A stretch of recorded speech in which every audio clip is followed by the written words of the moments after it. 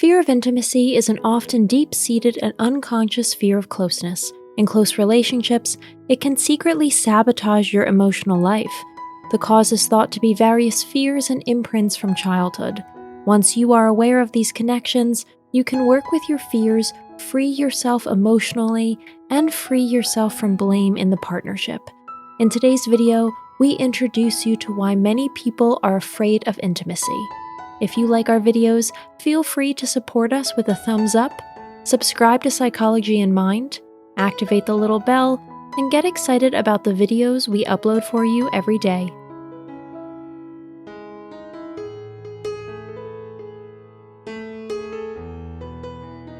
First, let's answer the question, how exactly does fear of closeness and intimacy manifest itself? Recognizing this fear as such is not always easy for a layman. We are aware of other fears, such as the loss of a job or financial upset. We can clearly feel mistrust.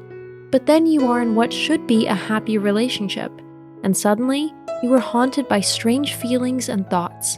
The typical behavior from fear of closeness includes defensiveness aimed at the partner, feelings of inferiority, or that the partner doesn't pay enough attention to you, or feeling unloved, and also diffuse and unreal fears about the future. The feelings can be oppressive, acute, or show up as a kind of agonizing emptiness. Occasionally, one partner compensates for these feelings by always giving more and wanting to shower the other with love. The other then tends to withdraw due to inner doubts. Typically, both are affected in a relationship. There is usually no good reason for the bouts of discomfort and problems. Very often they appear out of nowhere, just when everything is joyful and harmonious. Reflective and insightful people can recognize these mechanisms and identify them for what they are. In a partnership characterized by love, both can deal constructively with such hurdles. People who are not so capable of personal insight, on the other hand, sometimes remain a plaything of their hidden behavior patterns throughout their lives. What is behind this fear? Basically, hidden negative attitudes are behind this phenomenon. The admiration and love of a partner can violently trigger self-doubt. Although you may be happy on the surface, the gnawing feeling remains in the depths. Shortly after you are handed the bouquet of flowers, the joy fades, and then the inner manipulators go to work. Is he just trying to bribe me with flowers? Has he possibly deceived me? Why didn't I get flowers earlier? Diffuse, stuck, or oppressive feelings can be accompanied by a secret assumption that the flowers and love are all a sham. Of course, fear of intimacy does not only affect women. Men are at least as often affected. Typical for gentlemen are doubts and mistrust after a confession of love by their partner. Did she really mean it? What does she want? Or the man looks in the mirror and wonders if it's really him. Maybe you know people who reject gifts, reject anything beautiful or celebratory, even compliments. These are people who deep down are convinced they don't deserve these valuable things. On the outside, it may seem that the partner's behavior triggers these defenses and fears. As the person affected, you may initially think that there is something wrong with your counterpart. But it is you yourself, you and your inner manipulators. If you take a sober look at the trigger situations, you will realize that most of the story only takes place in your head. Negative beliefs about ourselves are based on deep-seated feelings that we have stored in early childhood. It's particularly children who have not received full care and loving support who develop inner images of being unlovable or so-called wrong. If rejections or reprimands by parents are not followed by compensatory and uplifting actions, these beliefs become entrenched. Interestingly, in later life, we look for exactly those partners who carry the compensating counter-injuries. Our parents only acted as they did because they experienced lesser care and support themselves as children. The partner and the pain are the healing triggers that invite us to face these old hurts. And even though many adults are convinced that their personality and emotional life are irrevocable traits, this is a mistake. These unconscious structures can be dissolved and replaced by new, loving attitudes. In a relationship, both must basically bring the willingness to deal with these old hurts.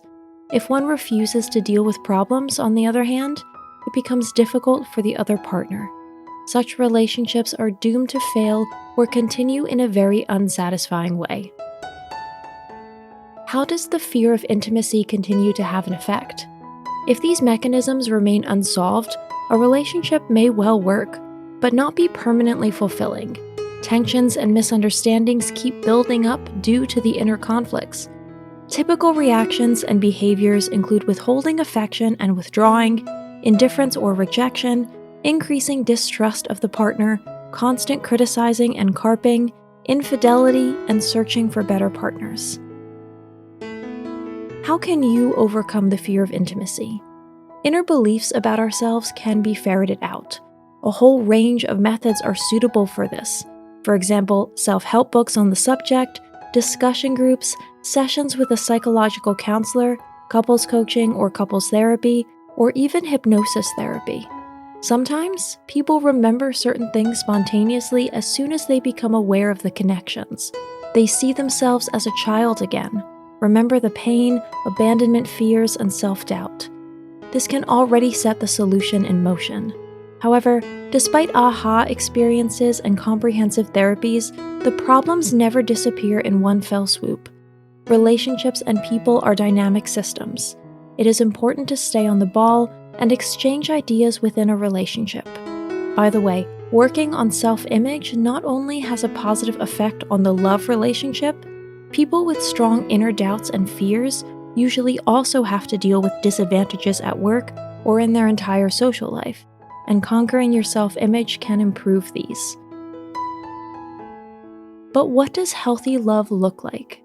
The German artist Nina expressed it beautifully in her 2005 song Love Is.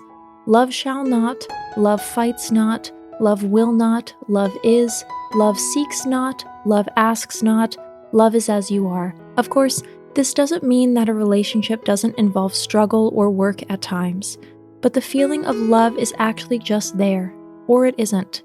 To truly heal relationships and love, it is much more often necessary to leave something out than to add it. When you simply let go of the doubts and fears, the feeling of unconditional love emerges underneath. This feeling, which costs nothing, is not difficult and does not need to be generated. It is first and foremost for yourself. When you are that support for yourself, love for others then happens all by itself. So it's worthwhile to fundamentally explore your own life and attitude towards love and partnership. A healthy ability to love heals the attitude towards life as a whole, provides relaxed serenity and inner peace. That's it for today. Thanks for watching. Did you find this information helpful? Do you have experience with it? We would love to hear from you. Leave a comment below and let us know your thoughts. For more resources about mental health, self-improvement, and psychology, visit our website. You'll find the link in the video description where you can also connect with us on social media and sign up for our email list. Take care of yourself and have a beautiful day.